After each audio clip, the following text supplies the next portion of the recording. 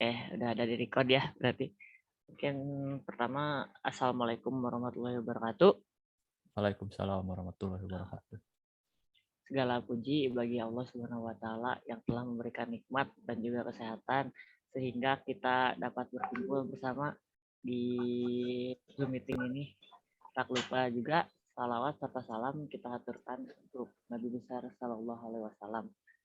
Oke, mungkin yang pertama adalah pada kesempatan kali ini ya, saya sendiri selaku Ketua Kompetegram atau Komunitas Pencinta Teknologi Pemrograman ini mengucapkan selamat kepada teman-teman anggota Kompetegram gitu, terutama di divisi studi ini, di mana atas hari pertama untuk bootcamp gitu bersama Kompetegram. Nah, untuk seluruh teman-teman anggota Kompetegram gitu, baik dari batch 1 dan juga batch 2 yang luar biasa ingin berkembang, tak lupa juga pada teman-teman para pengurus Kompetegram yang tak kalah luar biasa dan juga senantiasa membantu gitu. Saya mengucapkan terima kasih sebanyak-banyaknya mungkin karena kepada kalian yang sudah menyempatkan dan berkenan hadir di acara hari pertama untuk bootcamp bersama Kompetegram ini. Apa yang kita laksanakan hari ini gitu ya, atau saat ini dan kedepannya mungkin kan adalah bentuk perjuangan bagi kita sendiri gitu. Kenapa? Karena apa yang kita lakukan hari ini sangat akan berdampak gitu untuk masa depan teman-teman sekalian, terutama saya juga gitu. Dan semoga dengan adanya bootcamp bersama Kompetegram ini kelak bisa membantu teman-teman untuk meraih hasil yang maksimal di masa depan nanti ya. Oke, mungkin akhir kata dari saya gitu ya. Semoga kita selalu diberikan niat dan tekad yang kuat gitu untuk meraih mimpi kita bersama gitu. Karena yang menentukan masa depan teman-teman sendiri termasuk saya adalah tindakan dari teman-teman sendiri gitu kan. Oke, mungkin segitu saja kata sambutan atau pembuka. Terima kasih. Wassalamualaikum warahmatullahi wabarakatuh. Maaf bila ada salah-salah kata. Waalaikumsalam warahmatullahi wabarakatuh. Oke, yang lumayan mempenyemangati kita ya Kang Ardi ya. Ya, kan seperti kalau mungkin yang ikutan dari dulu-dulu, saya selalu bilang gitu kan ke teman-teman, kalau mau apa-apa harus nawaitu dulu gitu, niat kan. Karena apapun pondasinya niat yang diutamakan gitu. Kalau niatnya emang udah kuat di bawah ya udah enak sananya gitu. Iya sih benar ya. Oke, mantap ya dari Kang Ardi ini ya. Oke, jadi mungkin kita langsung ini aja ya biar nggak terlalu lama juga. Jadi mungkin ada presentasi terlebih dahulu ya. Kebetulan karena jadwal ini saya sih sebenarnya pengajar, tapi karena di sini nggak ada pemateriannya masih dikit gitu ya. Jadi kita sama saya gitu di handle-nya, anggap jadi MC juga lah ya saya. Oke, bentar ya, saya share screen dulu. Oke, nah teman-teman nanti kalau misalnya ada yang mau bertanya ataupun apa itu nggak harus nunggu di akhir ya, nanti bisa langsung aja gitu.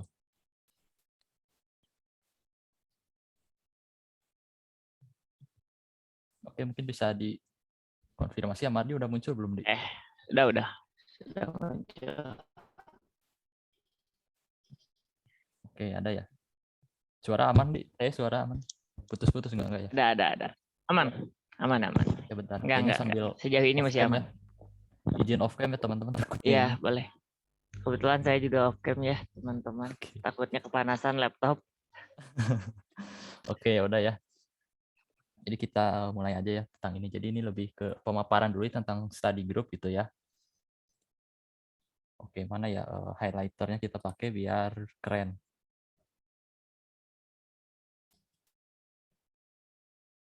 Pointer ya. Nah, oke, jadi mungkin ada penjelasan bootcamp. Teman-teman juga mungkin udah baca gitu ya di handout yang telah kita berikan kemarin gitu ya. Nah, jadi ini tuh merupakan kegiatan bootcamp perdana gitu ya oleh Kompetegram. Tadi mungkin sempat disinggung juga di awal, karena memang kita nggak ada sebelumnya itu di tahun sebelumnya atau di batch 1 itu nggak ngadain ini. Dan untuk yang pertama ini juga kita membahas dan mengangkat tentang pemrograman dasar. Ya seperti hal yang lainnya gitu ya, pasti dimulai dari yang nol dulu gitu atau yang dasar dulu. Nah, untuk bootcamp ini kita awali dengan yang dasar dulu gitu. Jadi tentang pemrograman dasar. Kemudian untuk fokus utama kegiatan bootcamp ini ya teman-teman setidaknya apa ya, kita memfokuskan itu di pemahaman mengenai algoritma pemrogramannya gitu ya. Karena nanti ada para pengajar kita yang hebat-hebat gitu ya, yang akan mengajari terkait hal-hal ini. Kemudian juga nanti harapannya itu dapat menanamkan rasa semangat untuk belajar pemrograman gitu ya. Karena tadi sempat dibilang juga ya sama Kang Ardi ya tadi nawaitu gitu ya. Nawaitu dan mungkin rasa semangat ditambahin juga itu bisa menjadi landasan gitu ya untuk belajar lebih baik ke depannya gitu. Dan yang terpenting ini sih mungkin menghilangkan stigma atau stereotip ya, bahwa bahasa pemrograman itu susah gitu.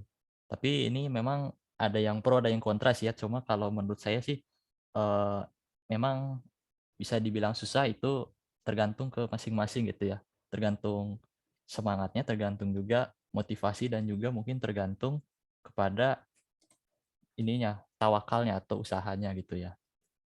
Dan kenapa kita ngadain bootcamp gitu ya, jadi latar belakangnya tuh kita ini supaya menyesuaikan tingkatan keterampilan anggota study group.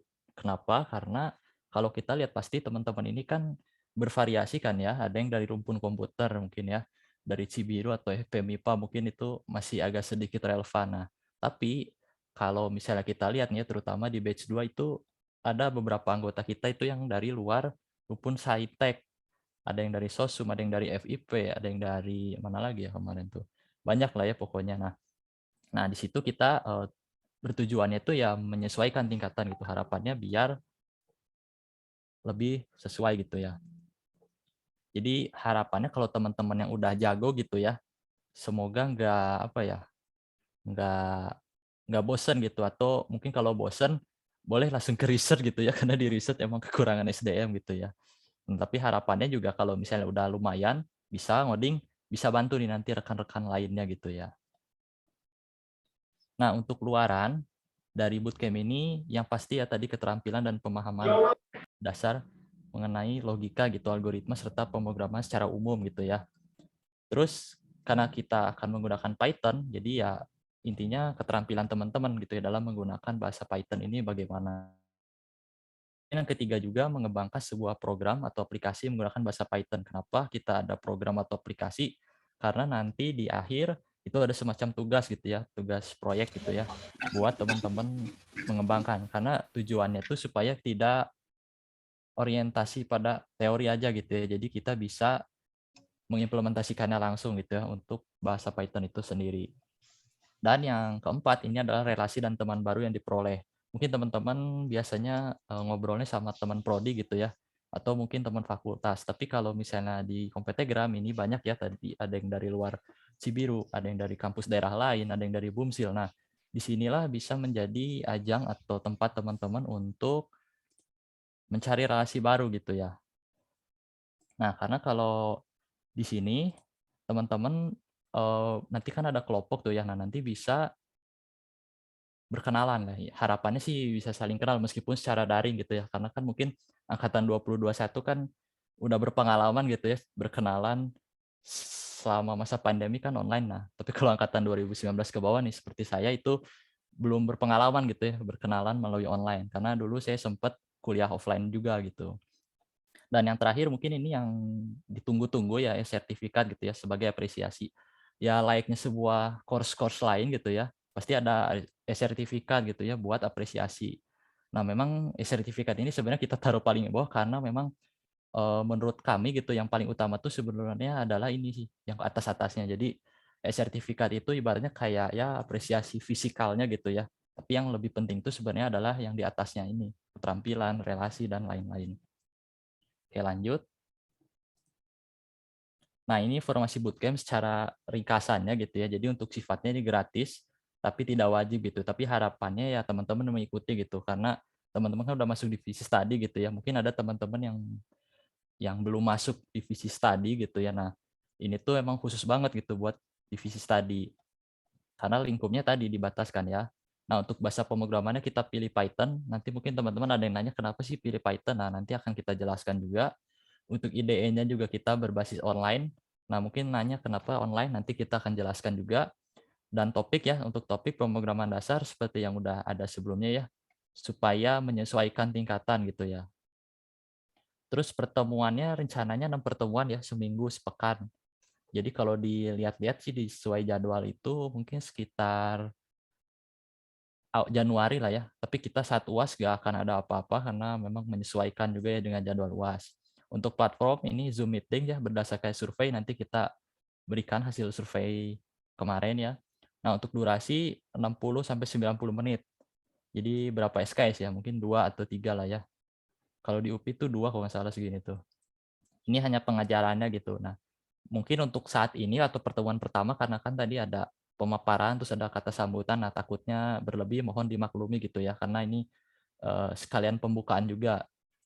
Dan apresiasi luaran ya tadi yang bersifat fisik yaitu 3 jenis pindah sertifikat. Nah, nanti teman-teman bisa lihat aja aturan sertifikatnya, nanti kita akan jelaskan. Nah, ini hasil prasurvei kemarin ya. Jadi kalau kita lihat ini teman-teman memang dominannya pada pilih Jumat gitu ya. Dan ini tuh bukan multiple choice ya, tapi bisa di checklist beberapa pilihan atau semuanya. Nah, tapi bukan berarti kita Jumat terus ya. Nah, di sini takutnya atau khawatirnya kita tuh ada teman-teman yang udah fix jadwalnya Jumat.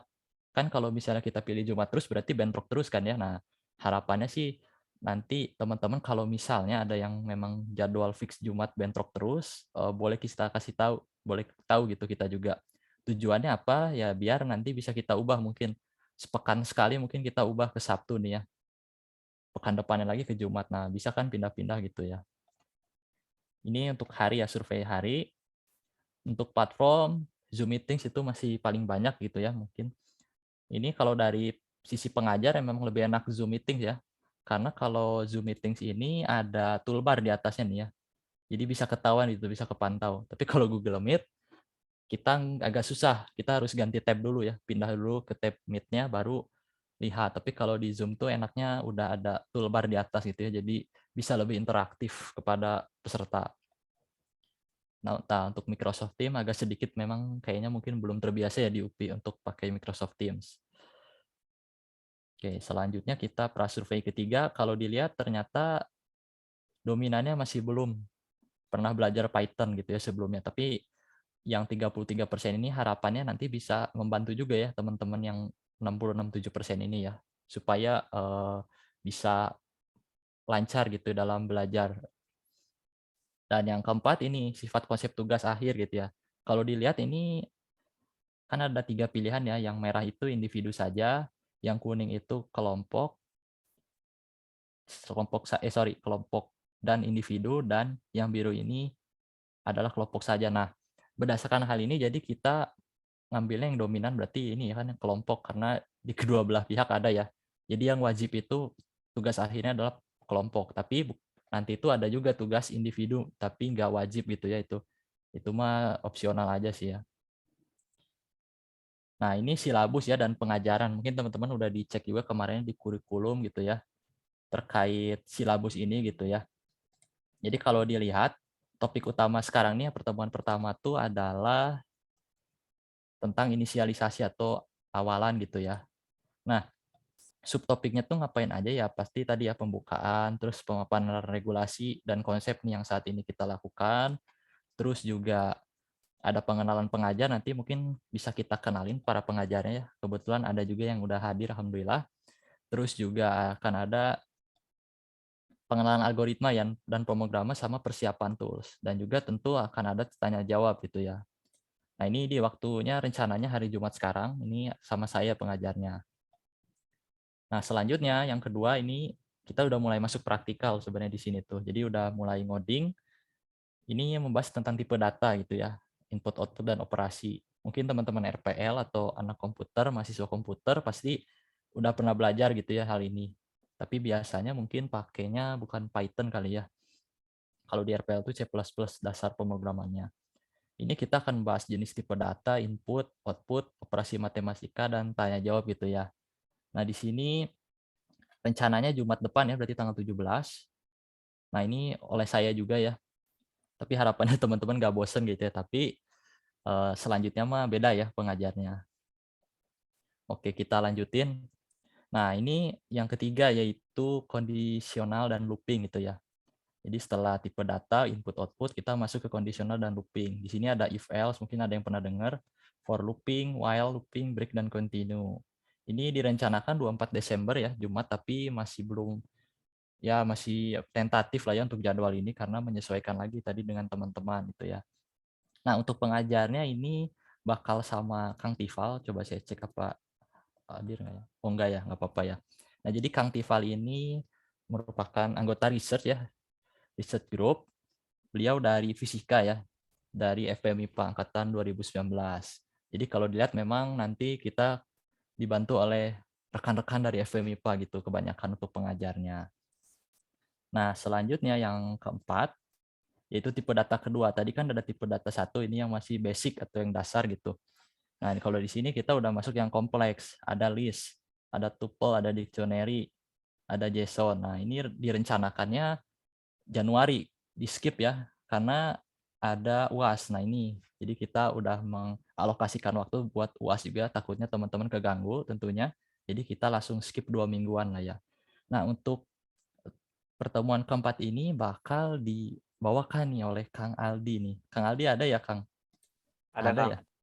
Oke, Kang, atau kenalan, Kang. Boleh dong, Kang, mumpung ada nih. Waduh, ya kenalin aja tuh namanya ada kan Alian dia Irsyad. Terus ada juga tuh. Ya paling gitu aja sih sebenarnya kalau ditanya Pak, kalau saya sendiri emang saya sering banget pakai tipe data soalnya ini nanti penting banget terutama kalian kalau ada yang minat ke data analis gitu. Di sini kan ada sosu mungkin banyak yang minat ke data analis. Jadi Oke, kalau belum tahu data analis itu intinya mainin data terus nanti presentasiin kan. Jadi itu butuh ilmu komunikasi juga tuh. Jadi mungkin ya semoga bermanfaat aja yang saya berikan nanti.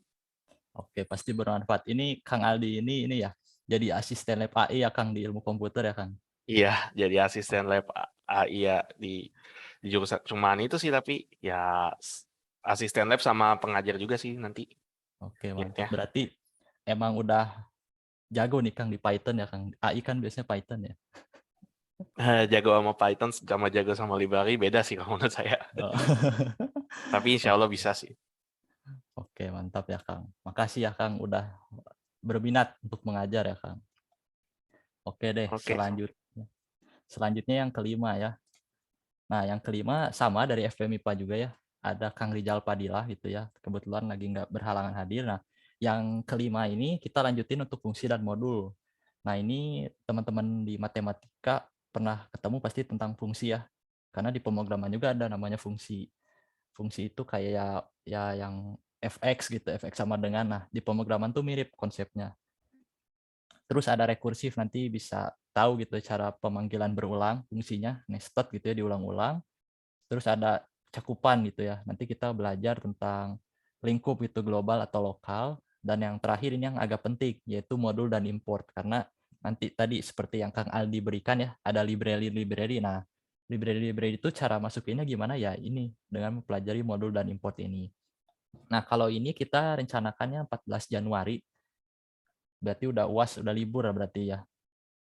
Nah, dan terakhir ini ada tugas akhir dan penutupan ya.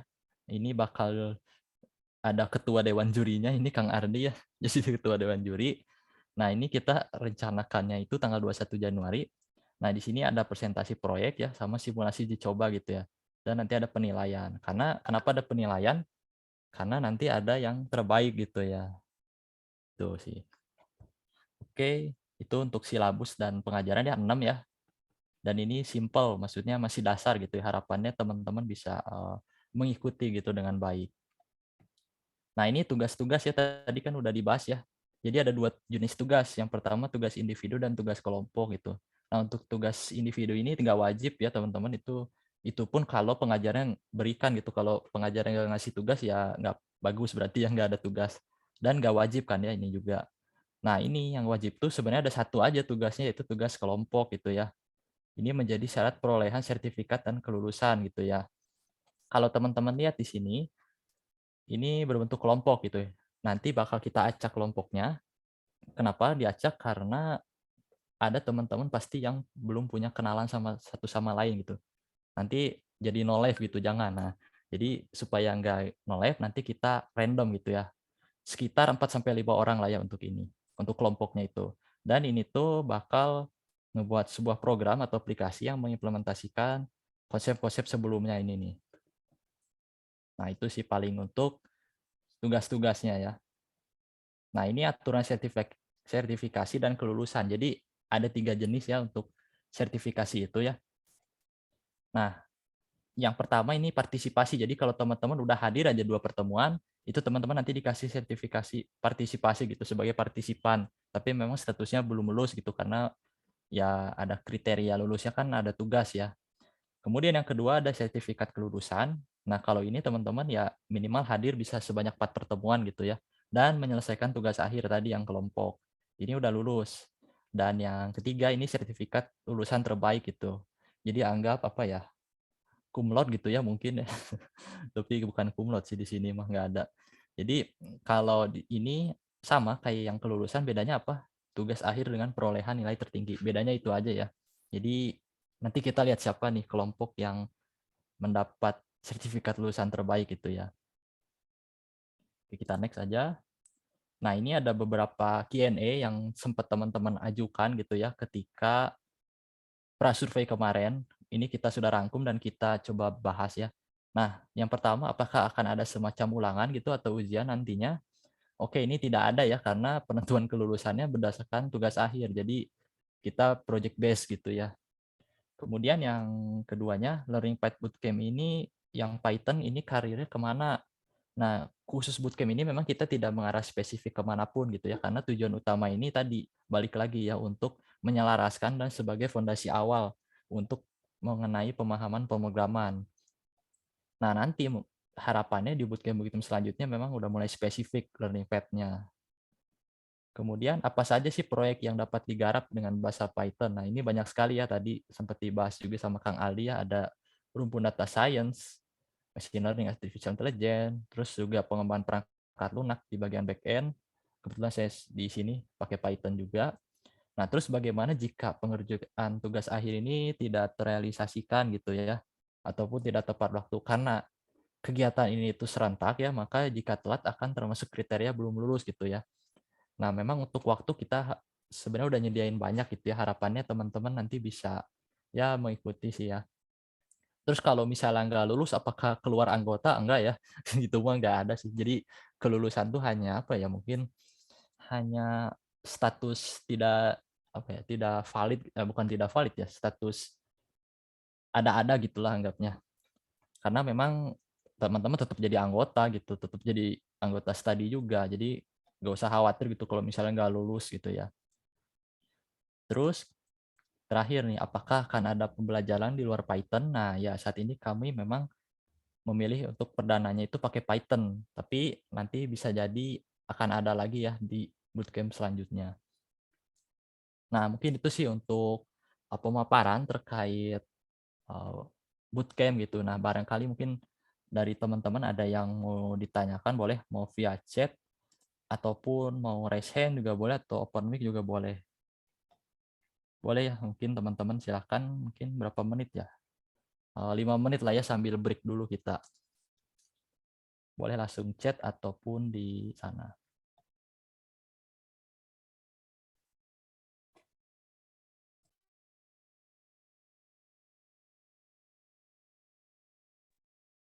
Kang izin bertanya kan. Oke, boleh. Kang Rijal. Oke, perkenalkan Rijal dari Teknik Komputer. Jadi Kang kan itu buat jadwal pertemuan itu tiap hari Jumat atau fleksibel Kang? Apakah tiap minggunya bakal ganti gitu atau gimana? Yang ini ya. Nah, jadi kalau untuk ini tuh sebenarnya fleksibel, cuma memang utamanya Jumat. Jadi mungkin kalau teman-teman ya nanti bisa ini aja sih, mungkin kasih tahu gitu kalau misalnya hari Jumat tuh bentrok terus gitu. Mungkin Rijal juga kalau misalnya bentrok terus hari Jumat, nanti kasih tahu aja jadi biar bisa kita pindah mungkin ke hari Sabtu, karena kan kalau dilihat di sini hari Sabtu tuh lumayan banyak juga yang milih Jal. Jadinya fleksibel sih sebenarnya untuk waktu tuh.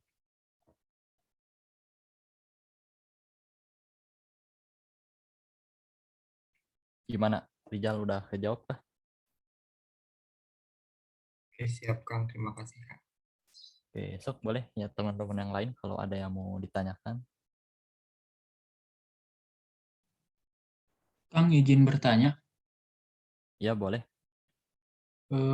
Untuk tadi proyek akhir itu tuh ditentuin sama pelatihnya atau kita yang ngebuat sendiri gitu proyeknya tuh, proyek akhir. Oh ya, untuk proyek akhir ini bebas asalkan ya teman-teman adalah mengimplementasikan ini nih 5 hal ini gitu ya. Nah, untuk ide dan lain-lain itu bebas sih. Itu kembali ke masing-masing kelompok nanti. Baik Kang, terima kasih Kang. Oke, siap. Boleh kalau ada yang mau ditanyakan lagi.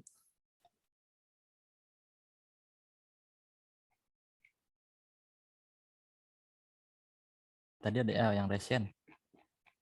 Boleh. Kang Muhammad Al-Furqon.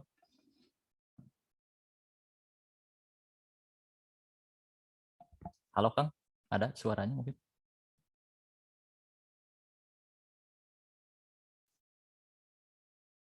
Kelihatannya ini Kang nggak masuk suaranya ke sini.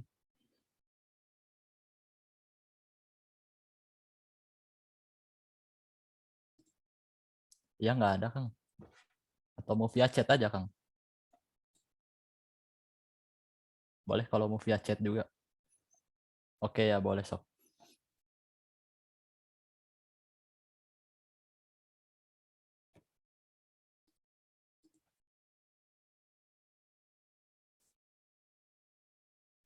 Oke, yang lain juga boleh sambil nunggu ditulis jawabannya boleh. Pertanyaannya teman-teman yang lain juga boleh. Oke ya, ini Kang Wilka udah nanya juga ya. Nah Kang, untuk penentuan kelompok itu nanti dari saya kayak di KO sama Mike Tyson Kang.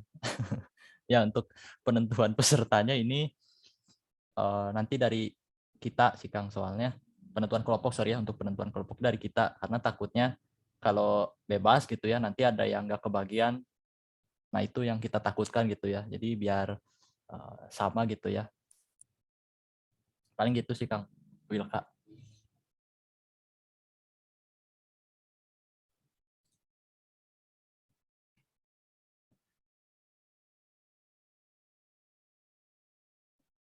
Oke, nah untuk ini fleksibel kan tadi ya jadwalnya pasti ada yang bentrok ya. Nah, apakah ada kebijakan untuk kali ini gitu? Misal, nah untuk rekaman Zoom tuh kita pasti kasih ya karena ini juga direkam gitu ya. Cuma memang agak telat gitu ya karena ya mungkin untuk proses uploadnya juga lumayan butuh waktu gitu ya. Jadi untuk rekaman Zoom insya Allah kita kasih terus.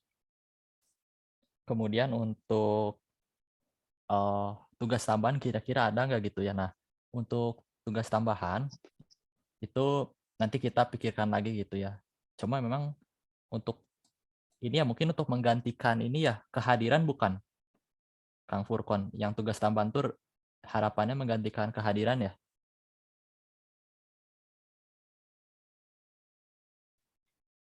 Ya betul Kang. Oke. Nah itu baik ya berarti itu menjadi saran gitu ya karena ini memang belum kepikiran gitu ya.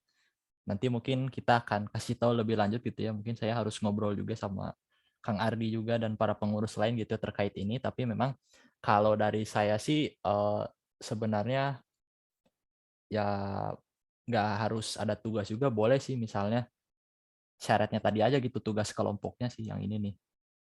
Mungkin 2 pertemuan sih ya bisa ya. Tapi ya nanti sih paling Kang nanti kita kasih tahu lagi sih untuk terkait hal itu.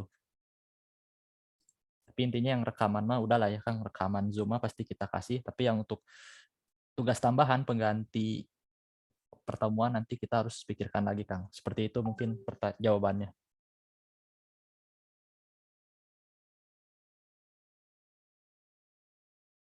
Oke, ada lagi boleh teman-teman mungkin?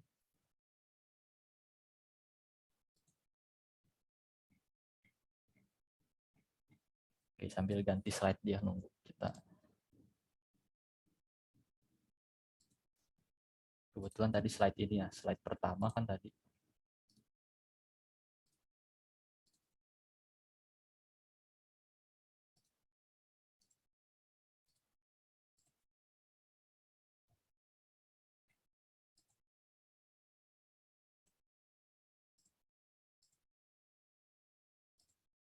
Oke, sepertinya nggak ada ya. Oke, baik. Kalau misalnya nggak ada, kita udah mulai masuk ke pematerian tapi belum praktik ya, belum praktik. Jadi masih teori gitu ya. Nah, baik, mungkin saya mau share screen lagi aja. Bentar ya.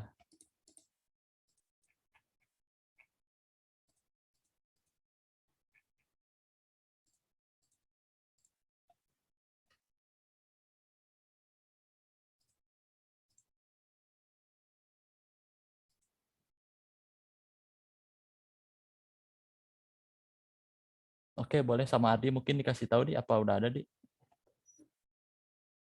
Sudah ada. Sudah ada Oke. lagi. Oke ya, kita salah.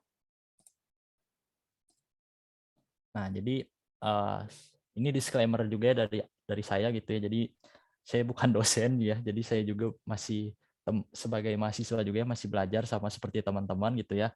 Nah, jadi mungkin penyampaian saya ini lebih ke sharing gitu ya, ataupun ya apa ya, berbagi ya, sama sharing juga ya. Oke, nah jadi yang pertama sesuai dijelasin, jadi kita akan bahas 3 hal: algoritma, pemrograman, dan tools ya. Oke, nah apa itu algoritma? Mungkin kalau teman-teman ada yang udah tahu gitu algoritma, boleh di chat juga ya. Jadi kalau kita lihat sih algoritma kan sering banyak gitu ya dipakai dimanapun gitu ya. Ada yang di rumpun manapun pasti ada kata algoritma gitu ya. Rumpun komputer pasti algoritma ada, matematika juga algoritma itu ada gitu ya. Jadi algoritma ini pasti banyak digunakan. Nah, cuma apa sih algoritma itu? Jadi kita lihat aja ya apa. Oke, nah sebelum masuk mungkin kita bahas dulu nih dari sisi terminologi ya, atau etimologi, saya lupa kalau bahasa itu apa. Tapi intinya kita lihat dari sisi katanya ya, algoritma gitu ya. Nah, teman-teman pasti tahu kan ya tokoh ini ya. Tokoh ini tuh penulis buku The Book of Restoration and Reduction. Jadi ini tuh yang Aljabar ya, Al-Khawarizmi. Nah, kalau teman-teman lihat ini kan bahasa Arab kan ya, Al-Khawarizmi. Nah, lambat laun gitu ya, karena mungkin perbedaan negara, perbedaan wilayah juga, dan perbedaan logat, itu lambat laun Al-Khawarizmi itu sering terucapnya algorithm. Cuma nggak tahu ini kenapa bisa tapi agak mirip sih ya, Al-Khawarizmi, Al-Khawarizmi, mirip kan ya. Nah, disinilah muncul kata pertama dari algoritma itu ya, algorithm. Nah, lambat laun algorithm ini tuh semakin berubah juga gitu ya, sama tadi dari Al-Khawarizmi tiba-tiba algorithm. Nah, lama-lama ini tuh mulai diambil sama bahasa Inggris ya, padanan katanya kan ya, jadi algorithm. Terus di Indonesia kan juga jadinya algoritma. Nah, kira-kira algoritma itu apa? Nah, algoritma itu adalah urutan logis ya, langkah-langkah penyelesaian. Ini secara umumnya definisinya. Meskipun mungkin kalau teman-teman cari di internet pasti banyak istilah algoritma itu apa ya, banyak. Cuma ini yang saya ambil tuh yang definisi umumnya aja ya. Jadi kalau dianalogikan, jadi algoritma tuh kayak sebuah teks prosedur. Mungkin teman-teman pernah belajar ya di bahasa Indonesia kan ada berbagai macam teks kan ya. Ada teks prosedur, ada teks naratif, dan lain-lain. Nah, kalau dilihat ini mirip banget kayak teks prosedur gitu ya. Meskipun beda, coba ini hanya analogi aja lah ya. Kenapa mirip? Karena urutan logis langkah-langkah penyelesaian. Jadi kan ada teks prosedur, misalnya cara memasak nasi gitu ya. Cara pertamanya mungkin kita siapkan dulu bukan baskom ya, lupa namanya, itulah wadahnya ya. Terus kita kasih beras dulu, terus kita cuci kan ya. Terus masukin ke Magicom. Nah, itu tuh sama dengan algoritma. Cuma bedanya untuk algoritma ini lebih logis dan lebih mangkus. Ada yang dibilang mangkus itu efektif katanya ya. Jadi dari beberapa langkah-langkah yang efektif itulah yang disebut algoritma. Itu secara kasarnya seperti itu sih ya. Jadi algoritma ini diulangi lagi ya, adalah urutan logis langkah-langkah penyelesaian dari suatu masalah ataupun suatu yang dihadapi ya, apa itu. Nanti bebas itu mah. Oke, kita lanjut ya, tadi ini lebih ke sejarah dan definisi.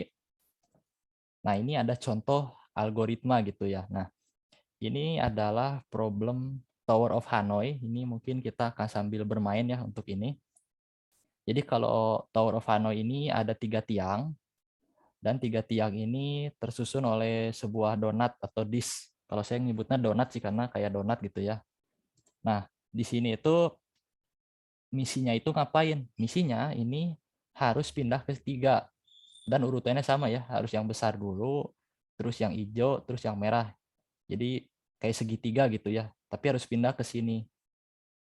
Nah, aturannya di sini tuh hanya satu yang dapat pindah disk atau donatnya itu dalam satu waktu hanya bisa pindah satu gitu ya. Jadi nggak bisa dua-duanya langsung pindah sekaligus, nggak bisa.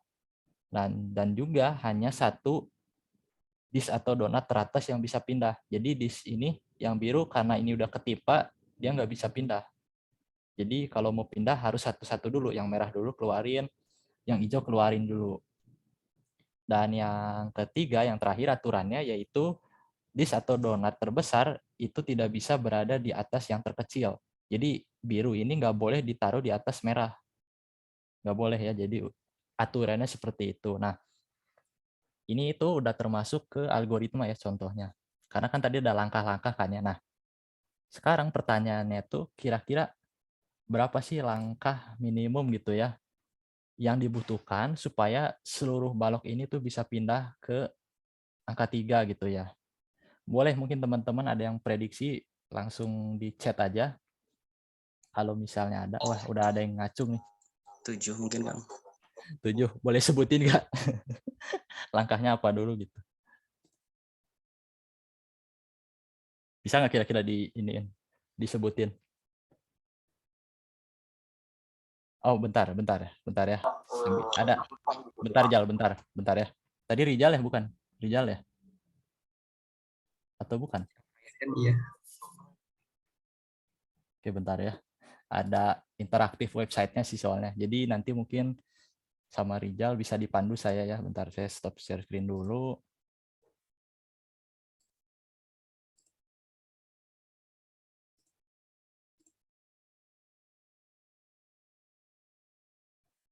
Oke, ini udah muncul belum? Ardi ada? Udah. Boleh Rijal mungkin. Tadi 7 ya benar ya, minimum 7. Nah, disk apa dulu yang dipindahin dan kemana gitu? Boleh pandu saya mungkin? Pindahin dulu yang paling atas ke 3. Ketiga, Ya, lalu yang kedua itu pindah ke tower 2.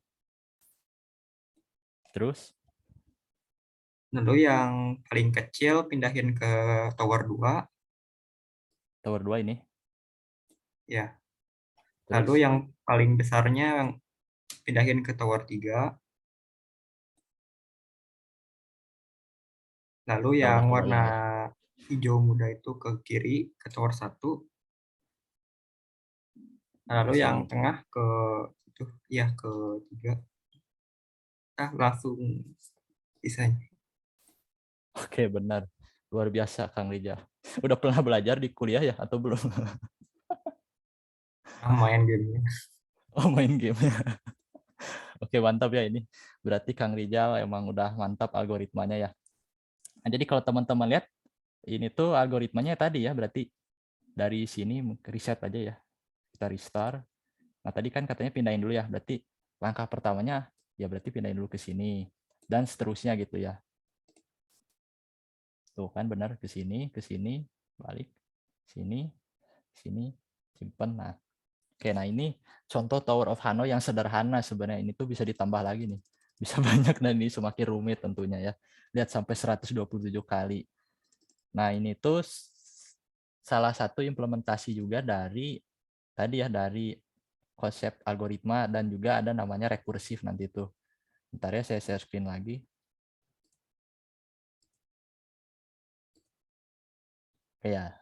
Oke, Ardi udah muncul belum, Di? Udah. Oke ya. Nah, itu sih ya, lumayan ya, berarti Kang Rijal udah jago lah ya. Oke, kita next ya. Tadi ini hanya ice breaking lah ya mungkin, tapi ice breakingnya mengasah otak. Oke, kita next. Nah, jadi notasi algoritma ya, tadi kan definisi, sejarah, sama contohnya. Nah, sekarang notasinya nih. Kalau notasinya, ini ada 2 hal yang bisa dilakukan.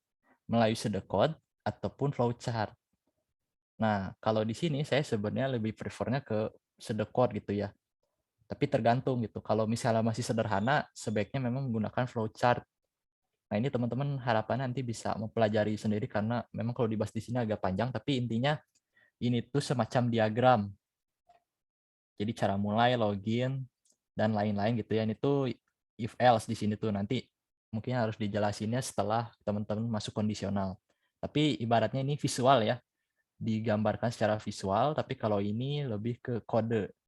Nah, cuma kenapa saya saraninnya yang sederhana tuh pakai flowchart, karena ya dikit ya diagramnya kan ya, balok-baloknya juga dikit, tapi kalau misalnya udah lumayan banyak gitu ya, ya ini bakal besar banget tuh ya, dan bakal jadinya pusing jatuhnya. Makanya kalau lumayan banyak atau udah kompleks, memang disarankannya pakainya sedekot gitu ya, biar lebih mudah dipahami. Tapi memang untuk sedekot ini biasanya tuh pakai Pascal sih ya. Kalau ini dia sedekot murni, tapi biasanya Pascal. Kayak contoh Pascal itu di soal kompetegram pas pas seleksi soal. Itu kita pakai sedekotnya bahasa Pascal. Nah, untuk flowchart ini juga diagramnya tuh banyak kan ya, nggak hanya ini aja. Mungkin kalau teman-teman di RPL atau ilmu komputer pasti belajar namanya UML atau Unified Modeling Language. Itu tuh banyak diagram-diagramnya ya. Ada diagram alur, ya flowchart, terus ada IRD, terus juga ada kelas diagram dan lain-lain. Intinya pasti terkait pemrograman itu bisa divisualisasikan juga ya melalui diagram. Itu sih untuk inti utamanya. Nah, ada satu lagi nih yang lumayan penting juga dan ini memang masih baru-baru banget. Cuma memang untuk bahasannya ini lebih ke aspek soshum gitu ya. Mungkin teman-teman di sini soshum ada yang lebih jago gitu ya dari saya, tapi ini saya hanya sharing gitu ya. Kebetulan ini menarik untuk dibahas. Nah, jadi ada istilah computational thinking. Mungkin teman-teman ada yang pernah dengar juga istilah lain ya. Ada literasi thinking, ada mathematical thinking gitu ya, dan lain-lain. Nah, salah satunya adalah computational thinking gitu ya. Jadi ada 4 aspek gitu ya. Ada dekomposisi, ada abstraction, kemudian ada juga pattern recognition sama algoritma.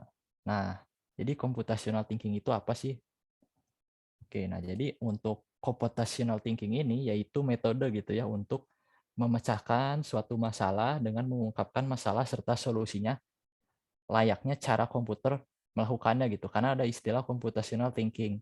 Mungkin kalau mathematical thinking berarti lewat pendekatan matematis gitu ya. Tapi kalau ini computational thinking berarti melalui pendekatan komputasi atau komputer. Nah, tadi kan ada 4 aspek kan ya. Nah, ini kita akan jelaskan keempat aspek ini. Oke, jadi di sini ada dekomposisi ya. Jadi ini itu artinya membagi permasalahan besar itu menjadi masalah-masalah kecil. Kalau dilihat ya, tuh. Jadi semacam pohon atau akar atau tree lah ya. Jadi dari besar jadi kecil-kecil-kecil. Kemudian ada pattern recognition. Jadi pattern recognition ini yaitu mencari yang mirip dan sesuai dari masalah-masalah tersebut gitu ya. Oke, bentar ya, mau ngambil casan dulu. Kan lowbat ternyata.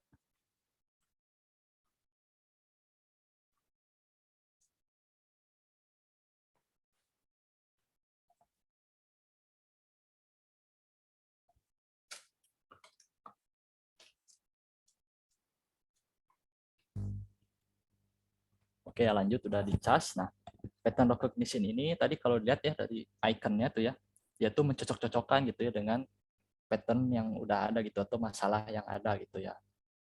Terus ada abstraction nih. Nah, kalau abstraction ini lebih memfokuskan pada informasi penting gitu ya.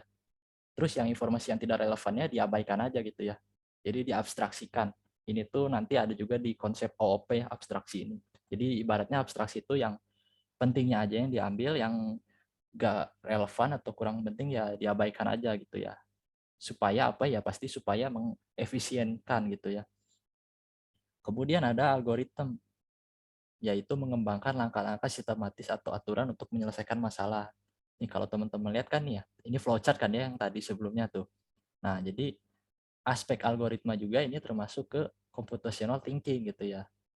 Dan mungkin teman-teman penasaran contoh kasusnya kayak gimana gitu. Misalnya nih ya, ingin bertemu dengan teman gitu ya di suatu tempat yang belum pernah ke situ gitu, belum pernah datang. Misalnya nih, saya mau ketemu Ardi, kan Ardi itu di Cianjur ya. Di Cianjur ya dia Ya, sekarang. di Cianjur. Nah, Kalau saya memang kayaknya belum pernah sih ke Cianjur gitu ya. Kalau misalnya kayak gitu mungkin langkah-langkah yang kita lakukan ya pasti kita bakal mencari gitu ya dari Google Maps gitu ya, cara petanya gimana, terus kita bakal ngecek gitu ya, berdasarkan pattern gitu, kita cek dari masalah-masalah yang udah ada gitu. Kan biasanya suka nyari di Google, rutenya kemana aja. Dan nanti kalau misalnya udah dapet, yang nggak penting gitu, misalnya jaraknya terlalu jauh gitu ya, malah muter gitu, misalnya lewat Jakarta muternya kan, padahal bisa lewat ini ya, lewat puncak ya dia ke Cianjur tuh ya. Nah, Iya, tapi kayaknya kalau ke puncak sama aja bohong, Sat. Lebih baik ngecek ya. lewat Padalarang. Oh iya, lewat Padalarang. Ya, anggaplah ya gitu. Jadi kita ukur lewat jarak gitu, anggap ternyata malah lebih jauh gitu ya. Ya udah buang aja. Dan kita ikutilah aturannya tadi gitu. Kita harus lewat sini, lewat sini. Jadi kalau diibaratkan ya, ketika tadi teman-teman atau saya melakukan perencanaan tuh dia termasuk computational thinking. Kemudian tahap mengikuti arahnya adalah bahasa baru atau istilah baru ya. Namanya adalah programming. Oke. Nah, di sini mungkin harapannya udah kebayang nih buat teman-teman semua terkait computational thinking ini gitu ya. Nah, masuk nih ke bahasa pemrograman. Kalau teman-teman lihat ini ada word cloud, ini banyak ya bahasa pemrograman tuh ya.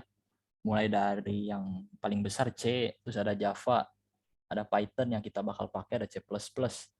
Dan yang dari Indonesia juga ada ya Baik, bahasa Baik. Dan yang paling awal Fortran, itu mungkin sebagai pengetahuan umum buat teman-teman. Nah, kalau dilihat ini kan banyak gitu ya. Jadi bahasa pemrograman ini memang sering digunakan semenjak komputer ada gitu. Kalau nggak salah komputer ada tuh ya mungkin ketika apa ya, pas Alan Turing berarti ya, pas Perang Dunia Kedua gitu. Atau pas Fortran itu berarti ya, pas Fortran tahun 1960-an, 50-an, saya lupa lagi. Nah, jadi udah dipakai bahasa pemrograman itu. Dan kenapa pentingnya pemrograman itu ya karena kalau nggak ada pemrograman, algoritma yang kita gunakan ini bakal manual gitu ya. Yang ini bakal manual gitu. Tadi kan memang masih manual kan ya, tapi kalau ada bahasa pemrograman, kita bisa ada semacam apa ya, instruksi gitu yang kita berikan ke komputer. Karena kalau komputer tanpa ada instruksi, dia nggak akan tahu. Nah, cara menginstruksikan ke komputer itu lewat apa? Ya itulah lewat bahasa pemrograman gitu ya. Kan kalau ke manusia berarti kita pakai bahasa biasa kan ya, mungkin bahasa Indonesia, terus bahasa Inggris untuk berkomunikasinya sesama manusia. Tapi kalau misalnya kita mau berkomunikasi dengan komputer, caranya gimana ya? Caranya dengan bahasa pemrograman gitu ya. Jadi teman-teman bakal keren berarti nanti ya, bisa dua bahasa, jenis bahasanya. Ada yang bahasa manusia, ada yang bahasa komputer gitu. Oke, kita next. Nah, dari pemrograman ini tuh sebenarnya kebagi dua lagi ya jenisnya ya. Ada yang imperatif, ada yang deklaratif gitu ya. Jadi imperatif ini sesuai istilahnya ya. Jadi bagaimana caranya itu diinstruksikan. Jadi kita benar-benar nyuruh mesin gimana nih caranya. Kita benar-benar menyusun algoritmanya gimana tanpa harus tahu gitu outputnya. Nah, contohnya ada apa ya? Ya berbasis prosedural ya kayak C, terus COBOL. Terus ada berbasis objek gitu kayak C#, terus ada Java dan Python juga termasuk objek juga ya, berbasis objek. Dan satu lagi deklaratif. Kalau ini kita mendeklarasi atribut dari hasil yang diharapkan gitu ya, tanpa mengetahui bagaimana caranya. Jadi lebih tepatnya tuh outputnya harus kayak gini gitu ya. Kita ngasih atribut-atribut. Nah, contohnya ada fungsional ya, fungsional programming, ada Haskell, ada Clojure, terus ada logika ini mungkin yang matematika suka Prolog bisa, dan juga ada yang matematis, ini lebih ke MATLAB kalau nggak salah, MATLAB ini, dan reaktif ini yang sedang naik daun juga sekarang, bahasa pemrograman reaktif. Nah ini tentang paradigma gitu ya, jadi paradigma tuh bagaimana cara mengklasifikasikan bahasa pemrograman itu. Jadi ada dua secara umum ya, ada yang imperatif, ada yang deklaratif. Nah kalau dilihat tadi dari paradigma, sekarang ke tipenya. Jadi untuk tipe bahasa pemrograman tuh ada semacam apa ya, semacam bukan koordinat ya, level gitu ya. Jadi semakin bawah itu semakin low level, semakin ke atas semakin high level. Dan kalau teman-teman lihat di sini hardware kan ya, ada machine language, ada assembly, ada high level, ada C. Nah, semakin bawah itu semakin kurang dipahami oleh manusia kita sendiri gitu ya. Jadi di sini tuh bahasanya tuh 0101 ya, biner, bahasa kode biner gitu ya. Dan nanti semakin atas mungkin udah semakin bisa dimengerti tapi belum terlalu bisa dimengerti juga. Dan semakin atas lagi barulah yang kita sering pakai biasanya high level language, biasanya itu kita pakai. Dan juga Python salah satunya termasuk ke high level language karena dipahami oleh manusia. Tapi kalau misalnya teman-teman memang benar-benar pengen yang low level itu bisa aja sih biasanya yang low level tuh yang teknik komputer nih kayaknya nih. Karena kan nanti bakal berhubungan sama hardware kan ya. Nah, kalau misalnya hardware itu pasti bakal lebih dekatnya tuh ke machine language atau assembly karena kalau ke bahasa pemrograman high level dia terlalu jauh. Nah, makanya mungkin yang embedded system biasanya dia pakai assembly gitu ya buat config hardware-nya. Nah, ini gambarannya kan ya tadi yang low level dia kodenya 010101. Tapi kalau yang high level dia udah lumayan dipahami gitu meskipun mungkin teman-teman masih belum paham gitu tentang kode. Tapi setidaknya udah high level gitu ya. Karena udah bisa dipahami dengan baik gitu oleh manusia. Daripada kayak gini, kalau kayak gini kan kita bingung nih 0101 dia merepresentasikan string apa gitu. Ini banyak pilihannya itu. Nah, terus kenapa sih kita pilih Python ya buat bootcamp ini? Mungkin teman-teman ada yang bisa, ini nggak? Boleh di chat aja kalau misalnya ada yang tahu gitu alasan Python. Kenapa kita pilih? Karena kalau kita lihat ya kan tadi bahasa pemrograman banyak kan ya. Ada C, ada C++, ada Java, ada JavaScript. Nah, kenapa sih kita pilih? Kenapa Ardi? Simpelnya yang paling gampang aja udah di antara yang lain. Ya struktur apa sintaknya, udah itu doang. Iya benar ya dari struktur sintaknya ya. Oke, jadi nge-spoiler ya Di. Oke ya benar ya, salah satu alasannya ya karena memang dari strukturnya jadi lebih mudah gitu ya. Nah, mungkin ada lagi boleh dibanding apa? Dibanding Java gitu. Tadi kan ada Java tuh, ada C. Mungkin teman-teman dari RPL mungkin pakainya C++ kan ya kalau nggak salah. Mungkin ada nggak teman-teman yang di kuliahnya gitu pakai selain Python gitu ada nggak? For kuliah. Oke, Econ C++, Kang. C++ ya oke. Sedang booming. Oke, penasaran deh teman-teman yang di kuliahnya ada bahasa pemrograman atau mata kuliah pemrograman pada pakai apa? Boleh di chat aja deh. Sama kasih tahu prodinya ya.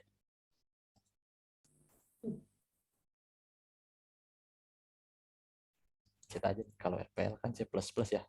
RPL C++. Tadi Tekom juga C++ ya. Atau kayaknya kayaknya C++ semua ya kayaknya ya. Iya tadi C++. Tekom C++ juga sama ya. Ya. Oke. Oke, mungkin ya mesin cuma belajar PLC ya. Programmer lagi call control ya. Ya benar. Oke, ya sih benar. C-min. Elektro C+ dan PLC. Oke. Benar ya tadi elektro berarti emang low level karena udah berkutik di ini di hardware. Kalau PHP di mana itu tadi? PSTI C sama Java. Oke, Java ya. SIK sistem informasi kelautan pakai PHP. Oke. Ada lagi mungkin sebelum lanjut nih. Kalau dari studio mah ininya software Itu mah IDE-nya. IDE-nya itu. Di fisika belajar apa kan? Oh, PTWIRT ini ya, Pendidikan Teknik Otomasi Industri Robotika, pakainya Python ya. Gila panjang bener, Pak. Kang Wilka di fisika Pak, ada dasar pemrograman nggak Kang? Oh, Oh, aplikasi mobile tuh. oh iya sih berarti kayaknya Kayak Ya memang lebih ke ini Kang, ada mata kuliah fisika modern. Jadi dosennya itu nyuruh contoh kalian sudah bikin aplikasi dari materi yang udah ibu jelasin katanya gitu. Oh,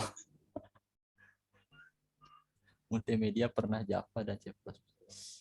Tapi cuma 1 semester. Cuman saya pas buka Android-nya ternyata kok bingung ya. Emang sama dosennya diajarinnya pakai apa, Kang? Kalau boleh tahu. Gimana? Sama dosennya diajarinnya pakai bahasa apa itu? Yang Android. Belum pernah, Kang. Dilepas gitu aja liar. Waduh. Kayaknya harus mulai belajar Java ini. Kejam banget dosen-dosen di fisika, Kang. Oke, lumayan lah, Kang. Berarti harus otodidak ya, Kang Wilka berarti ya. Mungkin bisa disaranin Kotlin lah ya mungkin buat Android mungkin. Kayaknya ya kalau Kotlin lebih sintaksnya Ya, lebih iya. simple. Cuman Oke. kan balik lagi dasarnya kan Kotlin Java juga. Iya sih benar. Oke ya kita lanjut. Nggak ada lagi ya kayaknya.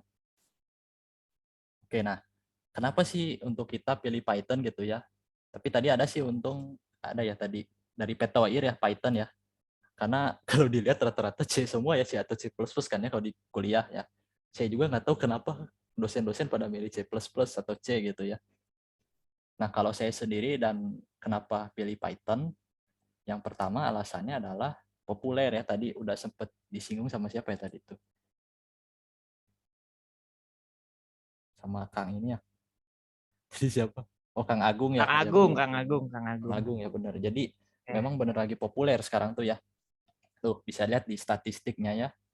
Nah kalau misalnya kita pakai analogi ya, semakin banyak populer ya, pasti banyak penggunanya kan. Secara nggak langsung banyak solusinya. Jadi kalau teman-teman ngalamin error gitu ya, itu langsung muncul, langsung ada di Google. Beda halnya mungkin teman-teman pakai bahasa yang jarang gitu ya. Udah mah jarang, yang error juga nggak ada yang nanya gitu kan, nggak ada yang nge-solve. Nah itu sih. Jadi kenapa pilih Python ya karena populer alasannya. Jadi kalau misalnya teman-teman nanti error, itu teman-teman tinggal Google aja ya. Ini sebenarnya meme ya. Jadi ketika hari pertama ngoding, tetap Google, dan bukan hari ya, udah 10 tahun ngoding, tetap Google juga gitu ya. Jadi ya istilahnya emang ngoding tuh banyaknya Google gitu ya, buat nyari solusi dari error yang dihadapi. Kurang lebih seperti itu sih ya, jadi supaya banyak solusinya. Jadi ketika teman-teman belajar, ada yang mendampingi ya. Mendampinginya mungkin nggak secara langsung ya, mendampinginya melalui pertanyaan-pertanyaan di Stack Overflow, benar kata Kang Fendi ya. Stack Overflow ya. Waktu itu ada meme malah ya, waktu itu kalau jadi programmer itu harus tahu cara Google dan Stack Overflow gitu, karena kalau nggak tahu cara pakainya bukan seorang programmer. Itu ada meme-nya sih waktu itu. Stack Overflow itu buat nyari solusi ya. Jadi nanti kalau teman-teman atau Kang siapa tadi teh, Kang Zahran misalnya error gitu ya, itu kan kita nggak harus nyari atau buka buku kan ya, nggak mungkin kan ya. Nah ya carinya ya di Google, dan biasanya ke website Stack Overflow gitu. Nah kayak Brandly kayak Brandly untuk programmer gitu ya. Itu sih. Oke lanjut. Yang kedua sintaknya mudah nih. Nih kalau teman-teman lihat ini bukan mengejek bahasa Java ya. Cuma ini emang realitanya emang simple ya. Nih Python cuma hello world gitu ya. Tapi kalau misalnya Java untuk hello world aja, dia harus berapa kata nih? 1, 2, 3, 4, 5, 6, 7, 8, 9, 10, 11, 12, 13, 13 ya. Buat hello world aja harus 13 kata. Tapi kalau Python cukup print hello world gitu ya, udah beres. Nah ini hanya perbandingan gitu ya. Nah ini tuh tentu alasannya kenapa kita pilih Python juga ya pasti karena ini learning curve-nya ini sebenarnya meme ya, tapi anggap aja lah ini beneran gitu ya. Karena kalau misalnya banyak solusi ya berarti teman-teman bakal berkurang gitu ya waktu mencarinya gitu. Mencari problem solving-nya semakin berkurang, jadi banyak waktu yang kepake tentunya buat hal lain, dan juga gara-gara sintaknya mudah pasti mudah dipelajari gitu ya. Akibatnya untuk learning curve-nya ini relatif mudah gitu ya dibanding yang lain gitu. Ini Java ya contoh, Haskell nih ya. Kalau dilihat Haskell ini emang susah sih, saya juga belum nyoba sih. Cuma kalau lihat dari sini dia acak-acakan karena nggak jelas gitu ya. Nah, Haskell ini kan tadi ya functional programming. Terus kalau Java nih, nggak tahu semakin ke sana malah semakin turun, nggak tahu nih kenapa. Nah, kalau Python dia memang ada tingkatan dulu gitu ya, terus susah, wah udah bisa nih. Nah, kalau C++ ini jadi kayak roller coaster, naik turun, dan C gitu ya. Ini sih, cuma yang aneh Java kenapa malah turun gitu ya. Semakin berpengalaman malah semakin susah gitu ya. Iya bener sih ya. Itu hanya meme sih ya. Oke, kita lanjut. Nah, terus mungkin teman-teman nanya sih, kira-kira pakai Python bisa apa aja? Itu banyak ya, jadi nggak usah khawatir kalau misalnya saya lulusnya pakai Python gitu dari sini. Memang ya untuk kita mah sebenarnya Python tuh buat dasar aja. Jadi kalau misalnya udah bisa gitu ya pemrograman, ya udah nanti tinggal ganti bahasa aja. Karena kata Kang Ardi mah, apapun bahasa awal pemrogramannya nanti bisa menyesuaikan gitu. Benar ya nggak, Di? Iya benar. Jadi memang kita ya biar teman-teman jadi bahasa pertama mungkin ya. Nah, di rumpun web development itu ada Flash, Django, Fast API ya. Ini kebetulan saya berkutik di sini di web development. Meskipun memang untuk performa masih kalah jauh ya sama JavaScript dan lain-lain. Tapi setidaknya ini bisa menjadi konsep awal. Jadi kalau misalnya teman-teman udah mahir untuk web development gitu ya. Karena jujur saya malah belajar web development itu dari Python awalnya, bukan dari PHP. Mungkin kalau anak-anak SMK kan dari PHP kan ya. Nah, kalau saya dari Python. Justru paham session, paham cookies itu malah dari belajar di Python ini gitu. Jadi untuk Python ini berguna lah ya untuk web development juga ya. Jadi kalau teman-teman mau jadi developer tapi bisanya Python aja itu bisa loh ya. Jadi nggak usah ragu. Kemudian untuk game development. Untuk game development ini bisa pakai Pygame atau Ren'Py. Cuma memang untuk ini kata Kang Ilham ya. Kang Ilham tuh yang tim research di game development itu ya. Menyarankan memang nggak pakai ini, tapi ini untuk yang dasar-dasar mah bisa-bisa aja gitu ya. Meskipun sekarang tuh kan kerennya Unity atau Unreal Engine ya kan, itu pakai C# gitu. Tapi untuk dasarnya mah ya pakai Pygame juga udah cukup kayak game 2 dimensi mah. Nah, ini data science nih yang Kang Aldi tadi bahas juga ya. Tentang data science ini pasti kebanyakan pakai Python gitu ya. Dan data science ini banyak ya kan rumpunnya ya. Tadi ada data visualisasi, ada data analitis, dan juga machine learning dan AI-nya pasti termasuk ke sini. Nah, ada lagi yang embedded system. Nah, mungkin ini yang agak aneh ya, tapi memang realitanya ini Raspberry Pi ya. Cuma di Raspberry Pi aja. Jadi untuk Raspberry Pi ini kebetulan udah nyoba saya juga. Jadi untuk Raspberry Pi ini bahasanya itu Python. Meskipun bisa bahasa lain, tapi bahasa defaultnya itu Python gitu buat Raspberry Pi ini. Dan ada web scraping dan otomasi. Jadi misalnya teman-teman pengen menang apa sih di namanya tuh yang satu di e-commerce yang 12-12 gitu ya. Flash sale. Ya. Ya, misalnya ada flash sale nih 12-12 kan nanti tuh ya. Kapan besok ya? Lusa ya. Nah, Iya. teman-teman mau dapat nih.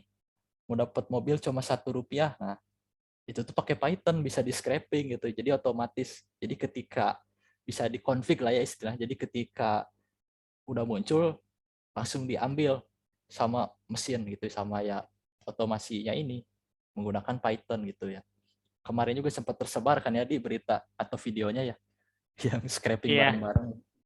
Iya. Cuma kalau nggak salah ilegal sih itu teh ya. Ya harusnya ilegal sih. Ya soalnya Curang itu. curang Curang. melawan robot ya. Gas. Makanya Yang banyak sangkanya. Yuk, Koi buat bisa. Katanya udah bisa. Ayo. oh bisa. Kemarin- Nanti iya, 12 coba. Kemarin ngobrol katanya udah pernah nyoba bisa. Ayo, Koi buat. Oke, lanjut ya. Nah, ada satu lagi ya. Tadi kan udah bahas bahasa ya, bahasa pemrograman. Nah, mungkin teman-teman pernah kepikiran gimana caranya si bahasa ini bisa langsung berkomunikasi. Tentunya harus melalui sebuah alat yang biasa dikenal dengan IDE ya, Integrated Development Environment ya.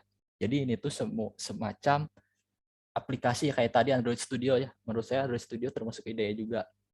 Jadi di situ ada fitur atau fasilitas ya buat nge-build, karena dari kode itu harus di-build dulu tentunya. Setelah di-build baru di-compile gitu. Nah, itu tuh semuanya udah ada satu ya di IDE. Jadi ini memang ibaratnya kayak rumahnya atau ya medianya programmer buat ngoding ide ini. Dan ini tuh identik sama text editor. Nah, cuma mungkin ada yang sedikit beda gitu ya text editor tuh ya. Kalau text editor itu biasanya belum built-in ya sama istilah-istilah build compile-nya itu belum ada. Jadi hanya text editor. Contoh text editor apa? Ya kayak misalnya Notepad. Notepad juga sebenarnya udah termasuk text editor gitu ya.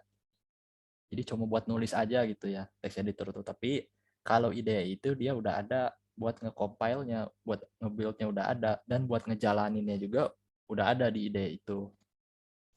Nah, kemudian di sini kita kenapa sih pilihnya online IDE gitu ya? Ini bukan sponsor ya, bukan bukan dibayar kita. Nah, kenapa? Yang pertama kita yang pasti sudah siap pakai gitu ya. Karena teman-teman tuh harapannya ya nggak ribet dikonfigurasi gitu ya. Apalagi mungkin Ardi gimana di Android Studio konfigurasinya susah nggak di? Lumayan susah apalagi Nah. kalau yang pakai emulator.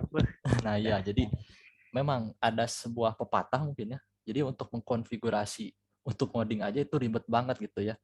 Nah harapannya sih kita buat teman-teman yang nggak usah ribet gitu ya, buat config aja gitu ya. Jadinya biar siap pakai. Jadi tinggal duduk, buka web internetnya, akses laman REPL.it udah bisa langsung ngoding gitu ya. Dan juga tidak memakan waktu ya tadi untuk setup konfigurasi. Karena di sana udah tersedia semua gitu, udah built-in. Kemudian juga dapat berkolaborasi ya, jadi teman-teman nggak usah khawatir kalau misalnya nanti itu ada masalah ya bisa di handler sama kitanya gampang karena bisa collab, jadi bisa ngetik bareng, bisa ngoding bareng. Dan yang terakhir adalah cloud base, jadi udah tersimpan secara cloud, jadi nggak usah khawatir kalau misalnya nanti lupa save gitu ya. Tapi kayaknya jarang sih kalau lupa save mah ya, pasti keinget terus. Nah itu sih intinya kenapa kita pilih REPL.it. Oke deh, mungkin sebelum lanjut saya pengen ini kita bareng-bareng aja kita buka REPL.it ya, sebuah permulaan aja gitu ya. Bentar ya sambil share screen.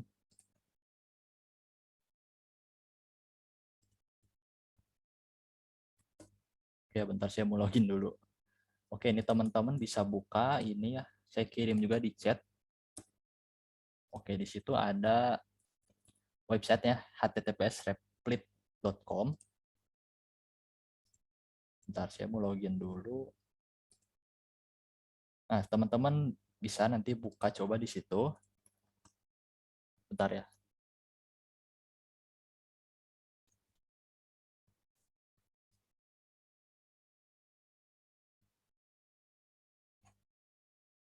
Oke, mungkin saya sambil dibuka sama teman-teman sambil nunggu. Bentar ya.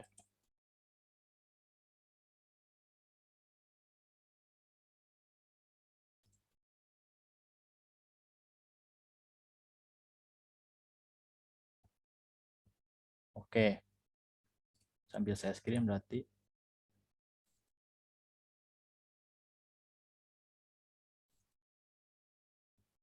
Kita share screen semua aja deh. Oke, udah muncul belum, Dik? Udah. Kalau ini ada ini nggak? Yang baru, new tab baru ada nggak? Ada. Yang Nah. kelihatan isi gitu kan. Waduh, I'm not robot. Gara-gara incognito nih. Oke. Nah, kan kalau teman-teman buka ya, nanti tuh bakal ke sini kan ya. Nah, teman-teman ya harapannya ya bisa sign up dulu. Nah, ini ada pilihannya banyak ya, bisa lewat Google atau buat akun. Nah, nanti teman-teman tinggal buat akun aja atau lewat Google juga bisa ya. Nah, seandainya udah, ini saya balik lagi ke sini. Oke, ini udah balik lagi ke ini belum? Ke Edgy udah belum? Oke, nah kalau lihat di sini nanti teman-teman setelah login dia bakal masuk ke sini gitu ya. Nah, kita coba buat sebuah program sederhana gitu ya yang sering kita pakai. Nanti teman-teman tinggal pilih nih, udah ada disediain juga nih bahasanya. Dan untuk bahasanya juga banyak ya. Dari Python, C++, Java, Go, Rust, Clojure, Haskell, banyak ya. Ini semuanya nggak usah dikonfigurasi, tinggal klik aja. Nah, kita akan coba pakai Python. Oke, ini uji coba lah ya namanya. Ini nih kayaknya nanti aja bisa di-share sih. Kita coba aja buat.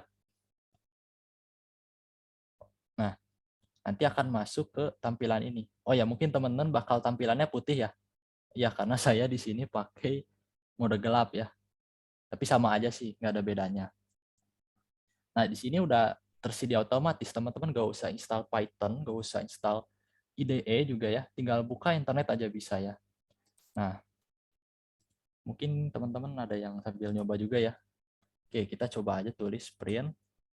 Seperti biasa ya, Di. Kalau print awal tuh biasanya apa? Hello World ya? Hello world, halo dunia. Hello World ya. Ya. Nah, kita coba nih. Kita coba jalankan, run gitu ya. Semoga nggak error ya. Oke, nah udah nih beres.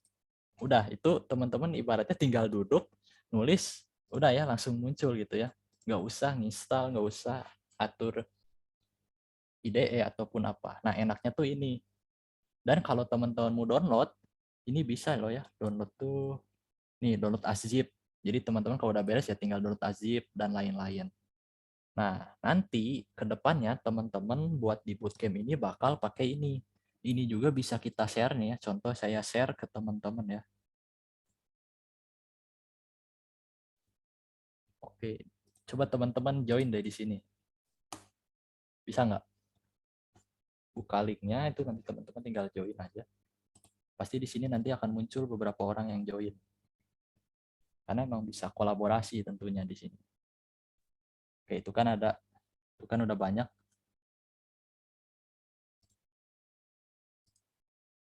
Oke, banyak kan ya. 7 nambah lagi. Banyak. Nah, jadi kita emang bisa kolaborasi. Di sini nih ada siapa?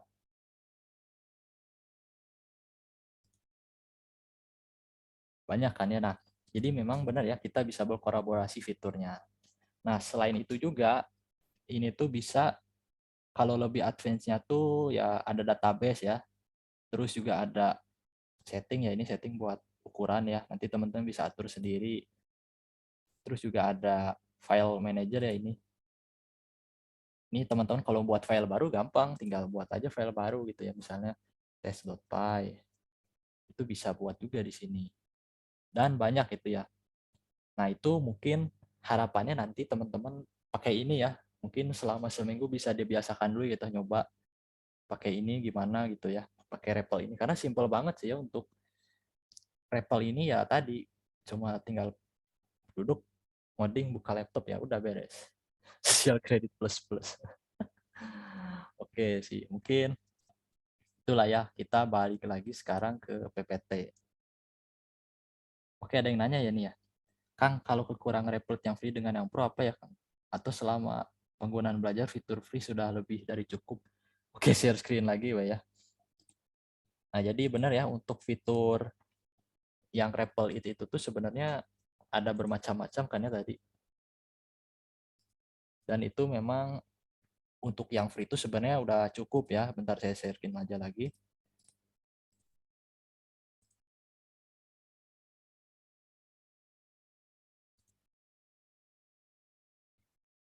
Kalau sama Codel Collab lebih powerful mana?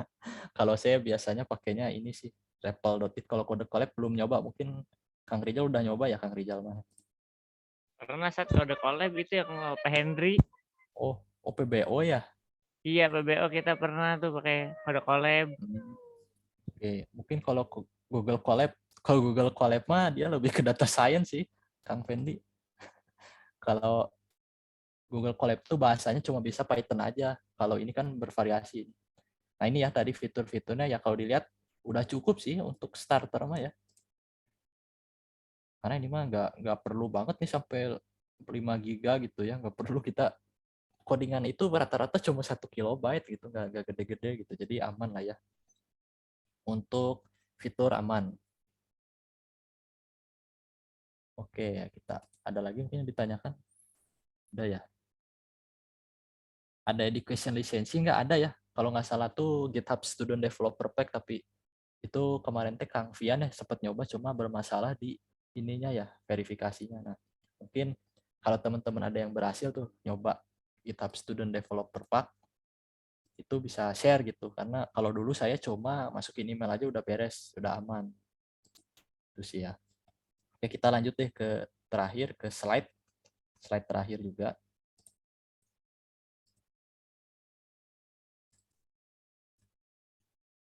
Oke, ini sebenarnya bersifat opsional lah ya.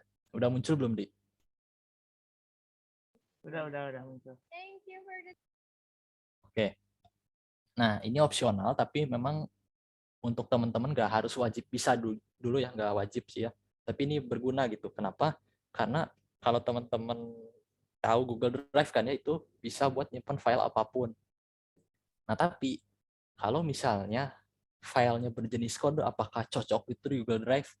Nah, sayangnya itu nggak cocok kalau menurut saya. Cocoknya itu kalau buat nyimpen file program ataupun lain-lain ya adalah di GitHub gitu ya. Karena di GitHub ini emang peruntukannya untuk menyimpan kode-kode tersebut gitu ya. Jadi nanti ya untuk teman-teman memang kita nggak pakai ya, tapi harapannya sih kalau mau ada inisiatif boleh sih. Tapi memang kita belum mengajarin ya untuk GitHub ini ya.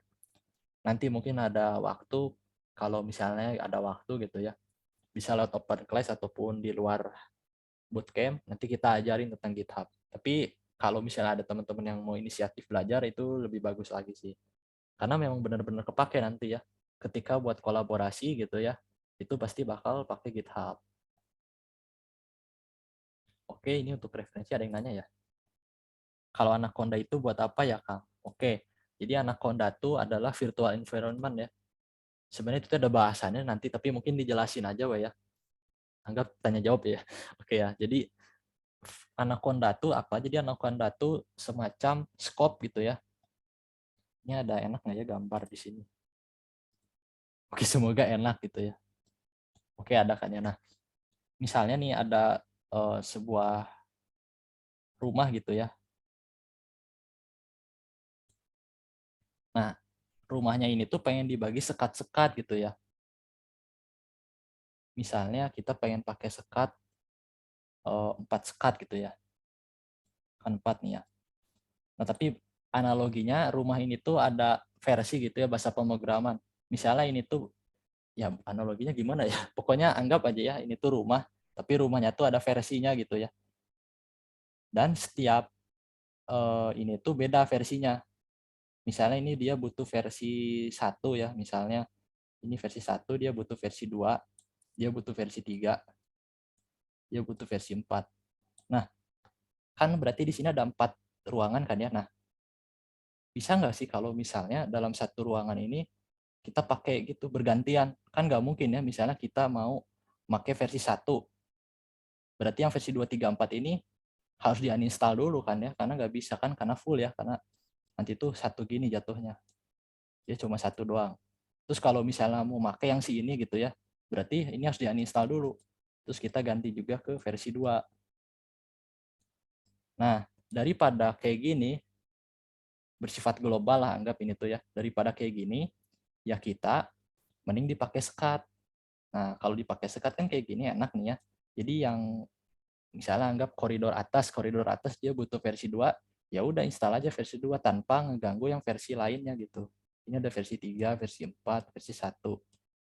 Jadi lebih ke scope gitu buat ngebatasin. Kurang lebih gitu sih, Kang. Mungkin agak bingung ya.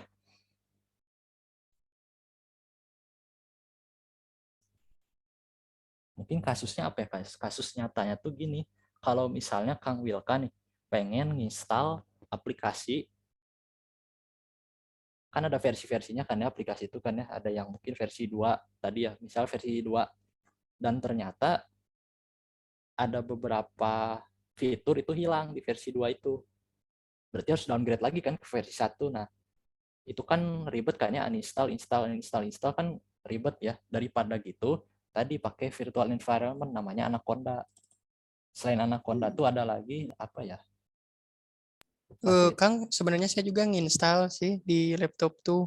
Itu Hmm. dan di dalamnya tuh ada kayak Jupyter Lab, notebook, Iya benar. R yang gitu kan. Tapi saya tuh bingungnya teh kok kenapa harus pakai Anaconda gitu? Kenapa nggak langsung install si Jupyter notebooknya aja atau misalkan R-nya aja gitu? Nah iya itu tuh buat ini Kang, buat nge-scope gitu, sama ngasih library, kalau nggak salah library juga kan ada ya Anaconda ya. Kurang lebih gitu. Atau mungkin Kang Ali masih ada nggak ya Kang Ali? Kayaknya lebih paham nih. Oh udah live. Kurang lebih sih gitu sih Kang. Jadi lebih nge-scope gitu.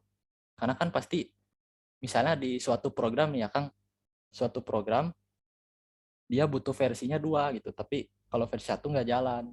Nah, caranya gimana ya tadi di scope tadi pakai Anaconda gitu. Kurang lebih gitu sih Kang. Oh, iya sih untuk ini mah ada ngeh. Oke deh, mungkin ada yang mau ditanya lagi nggak dari teman-teman sih terkait ini gitu. Kalau misalnya ada boleh.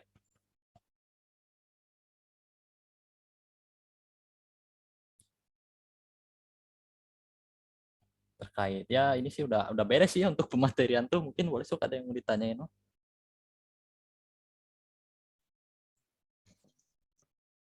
Jadi kan kita pembelajarannya bakal pakai Ripple.it. Iya benar Kang, Ripple.it. Oke, berarti. Oke, ada lagi boleh?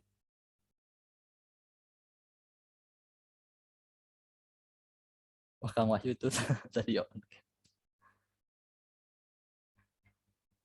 Oke, Ardi. Ada Ardi. Halo, ada. Ada. Oke, mungkin bentar Di, bisa nge-handle dulu 5 menit nggak Di? Gimana? Bebas sih tanya jawab aja gitu, handle dulu. Oh, boleh. Atau ngapain dulu Wedi 5 menit? Soalnya ada yang enaknya. Yuk, boleh bentar ya. tanya. Mau kegiatan kuliah juga kayaknya nggak apa-apa lah. Coba ini aja Di, sapa-sapa dulu aja Di. Sapa-sapa gimana? Kebanyakan kayaknya kalau sapa. Apa random aja. Soalnya ini ada yang kelupa, bentar 5 menitan ya. Oh, oke, berarti kita tanya-tanya. Boleh nanya apa aja ya? Selama Kang Satrionya nggak ada. Mau dari materi ataupun hiruk pikuk perkuliahan juga boleh, nggak apa-apa. Kalau sama saya mah santai. Atau mungkin mau random gitu ditanya. Kayaknya random aja ya. Kalzi. Oh, ada yang ini. Kang, kalau bosan ngoding kira-kira Kang ngapain? Ya jelas sih kalau saya cari ini dulu. Apa namanya? Refreshing gitulah. Kalau biasanya nonton sih. Nonton apa gitu film. Udah beres itu lanjut lagi. Bosan lagi. Kalau nggak main game ya itu aja terus. Biasanya ya gamenya juga kalau lagi ini sih. Game-game kayak yang nggak terlalu kompetitif gitu. Kayak Genshin mungkin. Nah biasanya kayak gitu-gitu. Kalau biasanya ngodingnya bosan ya. Kadang bosan tuh kan ngoding. 2 jam ngoding bosan tuh. Kadang gitu. Ada lagi nggak tuh? Boleh lah. Bukan. Ya deng main MOBA, Dota doang. Dota Valo sih, udah gitu doang. Kalau yang game kompetitif. Cuman kalau sisanya enggak sih. Kalau lagi ada apa-apa kayaknya game kompetitif dijauhkan dulu. Kayak misalkan lagi UAS gitu. Di hari ini sih kalau kompetitif kan ngeri gitu. Udah menghasilkan uang kan dari ngoding, alhamdulillah ya begitulah ya. Ya begitulah, nggak akan lah. Ya alhamdulillah aja lah ya kalau masalah ngoding dari uang. Cyber security, ya Akang juga lagi belajar sekarang tentang cyber security itu tentang algoritma ciphertext kayak gitu-gitulah. Cuman Akang sendiri masih kurang paham sih kalau masalah kayak gitu-gitu. Nah, kalau yang lebih pahamnya mungkin Kang Fajar lah agak ngerti mungkin itu. Kalau soal itu trend learning page untuk trend learning page ya. Kurang tahu sih, Akang juga sendiri malah lebih ini ya lebih ngikutin ke data science sih, soalnya emang lagi belajar dikit-dikit tentang data science. Nggak terlalu ngikutin karena Akang sendiri fokus di data science-nya doang gitu. Lagi nih, kriptografi. Nah, kriptografi itu salah satu metode buat kayak pengacakan kata. Ya, pernah dijelasin kalau nggak salah sama Kang Satrio dulu tuh yang pas kata-kata itu tuh. Gimana ya ngejelasinnya? Mungkin nanti boleh tanya tuh. Kriptografi itu salah satunya. Oke, tar. Tadi itu ada yang tanya tentang YouTube apa nih? Saran belajar di mana atau di atas. Nah, kalau Akang sendiri belajar Python ya dari awal tuh di kelas terbuka. Mungkin ada lagi, terus juga belajar apa tuh? Belajar beberapa di programmer zaman now. Kalau website udah pasti ya WPU udah paling the best lah itu. Kalau YouTube mah banyak sih sebenarnya, tinggal cari aja kata kuncinya apa, misalkan tutorial ini biasanya suka ada tuh yang bahasa Indonesia ataupun luar negeri. Yang besar kira. Bagian paling besar sebenarnya kalau Akang sendiri ya, kan ada tuh bertebaran banyak yang bilang katanya yang ini gede, misalkan contoh front end katanya lebih kecil gajinya dibanding back end karena back end lebih mikir gitu. Nah itu tuh sebenarnya enggak juga gitu. Balik lagi ke pengalaman. Akang sendiri kan punya teman gitu, orangnya berpengalaman, katanya kalau masalah gaji mah uang gitu. Gimana pengalaman misalkan kita back end junior gitu, tapi ada front end yang senior, tetap aja yang senior lebih gede gitu hitungan gajinya. Ya tetap hitungannya perusahaan ataupun apapun itu mungkin lebih ke arah jam terbang kita. Jadi kalau misalkan awal-awal kita lulus misalkan dapat gaji ya minimum mungkin 45 juta itu udah lumayan banget gitu. Tapi dalam jangka beberapa tahun pasti bakal naik kalau masalah gaji mah. Nyari job coding dari mana? Banyak sih kalau job coding biasanya. Freelance juga kadang ada tuh yang itu. Saya kan juga waktu itu beberapa kali ditawarin sama teman buat masalah bikin web, cuman karena Akang nggak terlalu mau nyari duit karena ada kewajiban di ini ya, di apa namanya, di kuliah gitu kan. Ya inget ortu juga gitu, kalau masalah ortu pernah bilang gitu katanya kalau udah megang duit mah susah kuliah, makanya jadi kayak mau fokus dulu kuliah, nanti kalau masalah duit mah ntar datang sendiri gitu. Codingan apa job mah gak, job banyak sih kalau yang masalah itu. Tuh ada tuh Neso Academy ya tuh. Nah tuh itu bagus tuh. Pernah ngelewat doang deh kalau Neso Academy. Belum pernah banyak yang ditonton. Remote banyak sih kalau codingan, banyak yang di remote. Kayak misalkan kita ngurusin, kebetulan waktu itu saudara Akang pernah nge-remote perusahaan Australia kalau nggak salah. Dia tuh ngurusin di bagian front end website ya. Jadi kayak ya gitu kontekannya sama timnya, cuman Australia, jadi saling tukar codingan gitu buat dikonekinnya, entah dari back end-nya ataupun sesama front end-nya gitu. Ya intinya gitulah. Itu katanya ada link presensi itu. Kang Raihan Satrio, apakah sudah datang? Oke, ada. Oke ya teman-teman, itu boleh link Oke, presensinya banyak, diisi gitu ya. banyak yang sharing tentang kerjaan nih. Kalau kerjaan kayaknya saya bisa nge-spoiler dikit doang karena emang punya temen yang masalah kerja mah udah punya temen. Cuman kalau masalah buat nyari kerja, wah kayaknya itu udah bukan ranah saya, Pak. Belum tahu sih. Ya intinya kalau gaji mah ngikutin pengalaman.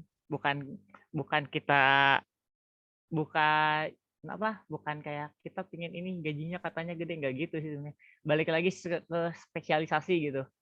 Mau kita jago front end, yang namanya kita jago terus berpengalaman udah pasti gede gajinya, udah gitu doang.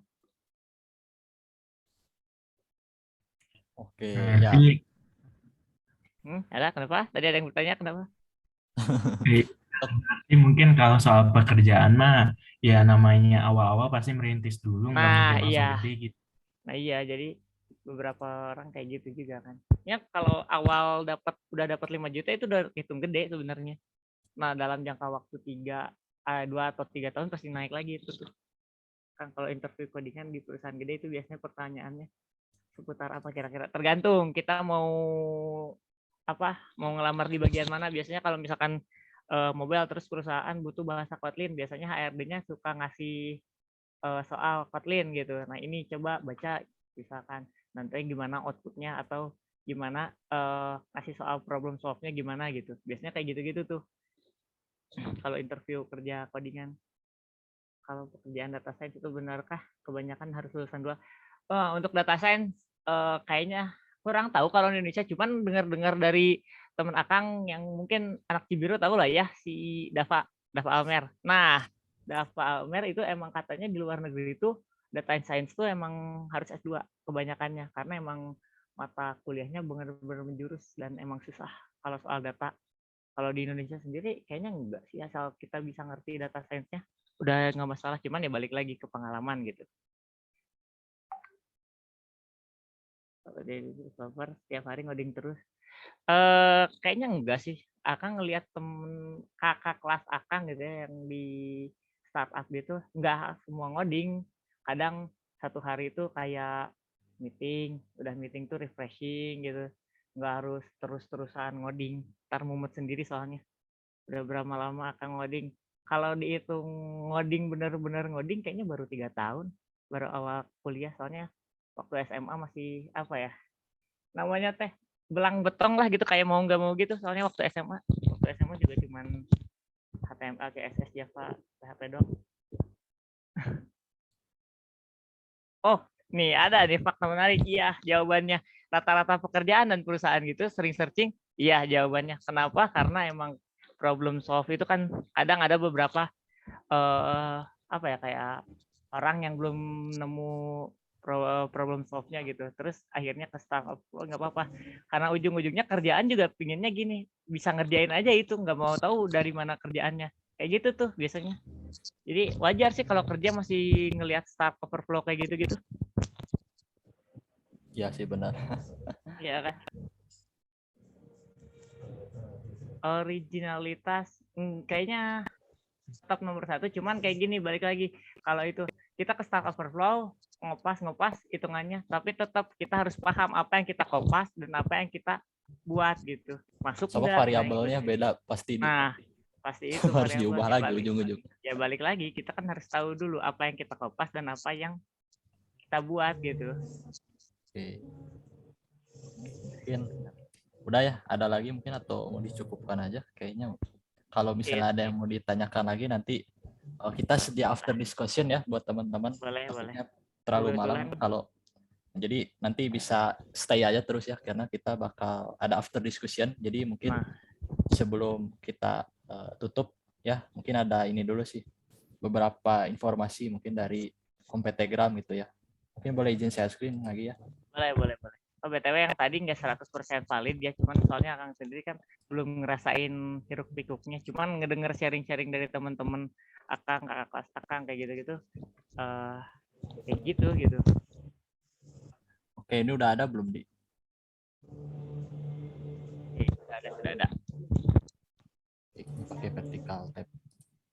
Oke ya, nah jadi teman-teman boleh sambil isi ya, jangan lupa ya di chat kita udah berikan. Nah di sini mungkin ada sedikit amanat juga ya, dan juga ini memang berkaitan juga dengan Kompetegram gitu ya.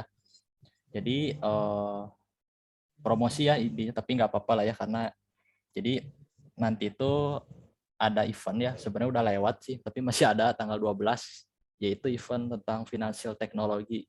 Jadi kebetulan ini anggota Kompetegram, termasuk saya sendiri juga jadi panitia di sini. Nah jadi boleh buat teman-teman gitu kalau misalnya mau minat gitu ya, nanti tanggal 12 berarti hari Minggu ya, boleh bergabung atau ikut berpartisipasi, karena tidak ada kata terlambat, karena puncak acaranya adalah nanti di tanggal 12 itu ya. Nah teman-teman nanti kalau minat ya bisa daftar aja langsung ke sini gitu ya. Mungkin saya share aja ya, mungkin teman-teman juga ada yang ini jadi panitia yang Kompetegram juga, ada beberapa sih ya. Dan ini tanggal 12 ya, ini acara di MyRPL, kebetulan jadi media partner juga Kompetegram dan beberapa anggota jadi panitia. Oke, ini tentang vintage ya. Nah yang kedua, setelah vintage ini baru ya, cuma memang belum kita share di grup batch. Nah cuma ini sedih ya untuk kita ini, karena untuk ini kita nggak bisa menentukan ya waktu dan juga pemateri. Jadi memang agak sedikit bentrok mungkinnya dengan teman-teman ketika perkuliahan ya, kan hari Selasa nih ya.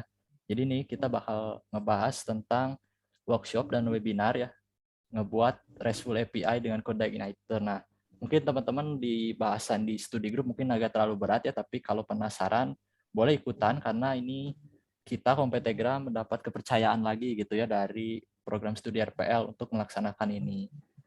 Terus juga memang ini mungkin teman-teman anggota juga ada yang jadi panitia lagi gitu ya. Atau yang dua-duanya ikut panitia sama section juga mungkin ada ya. Jadi memang untuk Kompetegram saat ini itu memang lagi sibuk-sibuknya.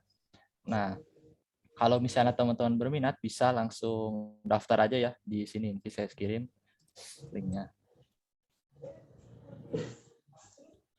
Ada dua kegiatan. Nah, cuma yang ini memang hari Selasa sih. Sebenarnya kalau misalnya kita bisa menentukan pengennya hari Minggu, Sabtu gitu ya, tapi karena bukan wewenang Kompetegram gitu ya, karena wewenang prodi, jadi kita hanya mengikuti saja gitu ya. Nah, ini juga boleh teman-teman share ya kedua event tadi gitu ya, ke manapun, karena memang Kompetegram terlibat gitu ya di keduanya. Oke, baik, mungkin itu saja sih untuk promosi. Mungkin saatnya kita masuk ke dokumentasi. Oke, yuk kita on cam. Semuanya yang bisa on cam boleh on cam. Kalau yang bisa. Oke, kita on cam. Mau sama Adri dipimpin, Di? Terserah. Oke, sip.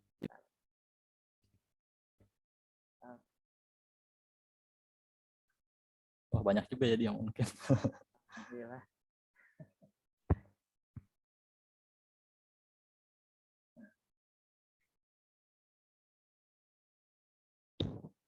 Oke, boleh Sob. Yang mau on cam masih ada.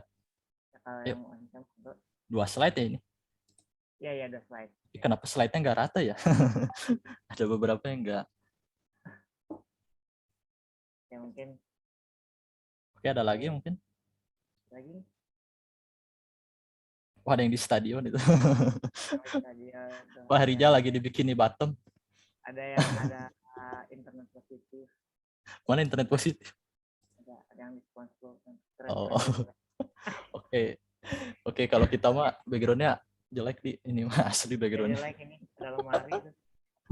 Oke, sok Di, boleh kasih aba-aba mungkin. Ya, siap 1, 2, 3. Oke. Slide 2 Di, slide 2. Slide 2, slide 2. Jangan lupa di save Di, ya. jangan lupa di save. Jangan lupa di Ya save. udah, tenang, santai. Oh, udah. Ya udah. Siap 1, 2, 3. Oke. Atur, thank you. Oke ya, makasih buat teman-teman. Nah, terakhir ini ada informasi sih sebenarnya mungkin bocoran kali ya. Jadi kalau teman-teman lihat kan ya ini lumayan banyak juga alhamdulillah untuk yang hadir dan juga untuk seluruh anggota Kompetegram juga itu banyak gitu ya. Nah, memang untuk saat ini kepengurusan itu apa ya? Agak berat gitu ya karena kita masih sedikit pengurus gitu ya. Dan memang rencananya ya pasti setiap tahun akan ada pengurus baru gitu. Jadi mungkin kita spoiler aja gitu ya. Jadi buat teman-teman yang pengen gitu ya lebih dekat dengan pengurus bisa nanti jadi pengurus, atau kemarin juga kan ada yang ikut panitia ya, panitia workshop juga ada tuh. Nah, intinya kita kasih spoiler tuh biar teman-teman, oh saya memiliki minat nih. Cuma memang untuk pengurus itu nggak harus jago ngoding kan ya tentu, karena dominannya rata-ratanya malah lebih ke soft skill gitu ya, kayak cara public speaking, cara komunikasi, cara ngurus proker, terus juga cara berorganisasi seperti umumnya gitu gimana. Oke, paling itu aja sih sedikit spoiler ya. Mungkin nanti teman-teman kalau minat boleh ya. Kelihatannya tahun depan ya dia, mungkin pengurus baru. Ya, kemungkinan. Iya sih, oke. Kalau 4 tahun nanti jadi disangka diktator. Iya sih, oke. Oke, baik. Mungkin itu aja. Mungkin terakhir dari saya udah sih kata-katanya yang disampaikan. Semoga tadi ya ilmunya bermanfaat tentunya meskipun hanya teori. Dan pesan dari saya nanti kita bareng-bareng ngoding bareng ya minggu depan. Harapannya teman-teman berarti udah lancar lah ya untuk Repl It karena tadi nggak terlalu susah juga. Oke, mungkin dari Ardi ada lagi kan kata penutup? Udah cukup. Oke, udah cukup ya, udah 21.54. Sekali lagi terima kasih. Mohon maaf bila ada salah-salah kata. Terima kasih udah datang. Billahi taufiq wal hidayah. Assalamualaikum warahmatullahi wabarakatuh. Waalaikumsalam warahmatullahi Waalaikumsalam wabarakatuh. warahmatullahi Waalaikumsalam warahmatullahi wabarakatuh.